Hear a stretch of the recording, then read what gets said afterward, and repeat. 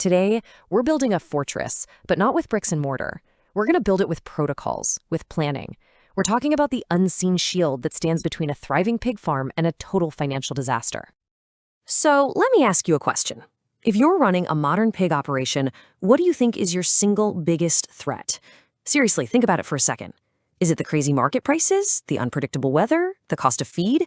I mean, yeah, those are all huge challenges, for sure, but they're not the number one enemy.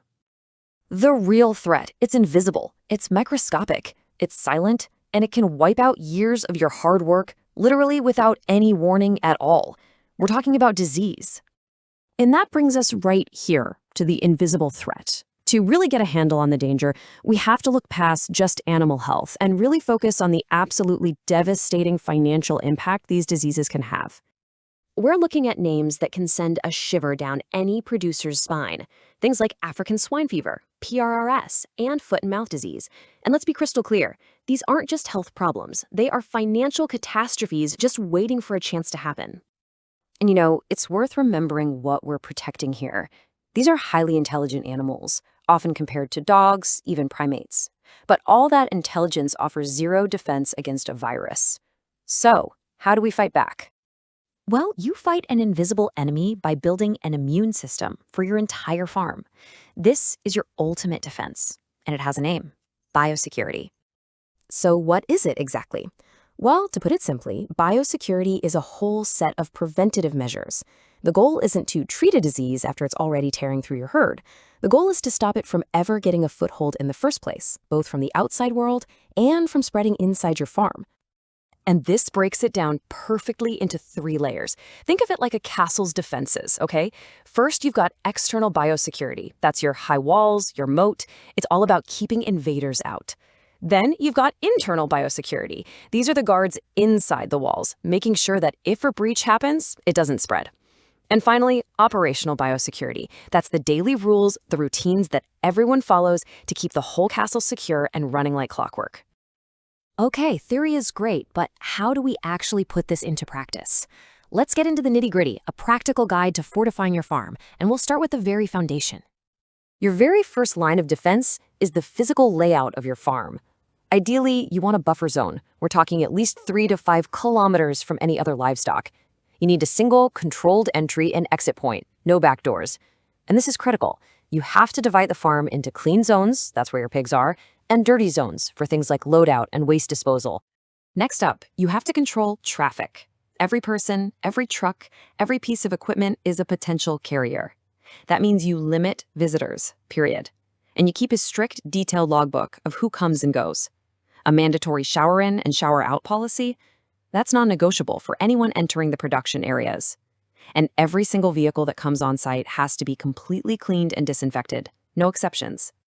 This brings us to quarantine. This is your absolute non-negotiable buffer for any new animals. Every new pig gets isolated for at least 21 to 30 days. You test them, you watch them. This works hand in hand with an all-in/all-out system. By moving your pigs in distinct, separate batches, you effectively break the chain of disease transmission from one group to the next. And we can't forget the basics. What goes into your pigs? Feed has to be secured in sealed silos to keep pests like rodents and birds out. Your water supply needs to be treated and clean, and this one is absolutely critical. You prohibit the feeding of any untreated kitchen waste, also known as swill. This practice is a known superhighway for introducing horrible diseases like African swine fever. Okay, so we've covered the how. Now let's talk about the why, because this isn't just about preventing loss. It's about actively generating profit. Let's look at the straight-up economic case for doing all this. The return on your investment in biosecurity is just massive, and it comes from all sides. You're not just saving money, you are making money. With fewer disease outbreaks, your mortality rates plummet.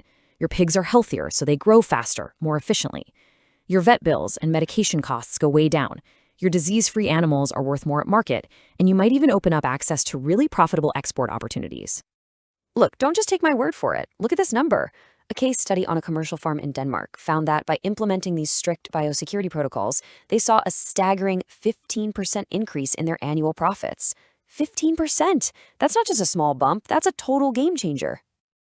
And this is how they did it. This table shows you there was no magic bullet. It was simple, consistent actions. A mandatory shower policy, better quarantine, regular vehicle disinfection. These things led to a real, measurable outcome. They slashed their PRRS outbreaks by an incredible 80%. That right there is the direct link between protocol and profit. So, you've got a solid plan. You're doing everything right. What could possibly go wrong? Well, let's talk about the most common pitfalls and take a quick look at what's coming next for farm safety. The biggest risk, honestly, is complacency. The most common failures are just the flip side of the best practices: neglecting quarantine just this once, getting lazy with visitor logs, being inconsistent with cleaning, ignoring that growing rodent problem. Your success, your defense, it all depends on discipline and consistency day in and day out. And biosecurity isn't standing still. Today, it's all about these strict manual protocols we've talked about. But just over the horizon, we're looking at things like automated disinfection systems, breeding pigs for genetic resistance to certain diseases, and even using AI-powered cameras to spot the early signs of illness before human ever could. This field is constantly moving forward. So we're going to end where we begin, with a question. But I want you to look at it differently now. After seeing the risks and seeing the rewards, is your biosecurity plan really just another line item on your expense sheet? Or is it maybe the single most important investment you can possibly make in the health, the stability, and the profitability of your farm's future?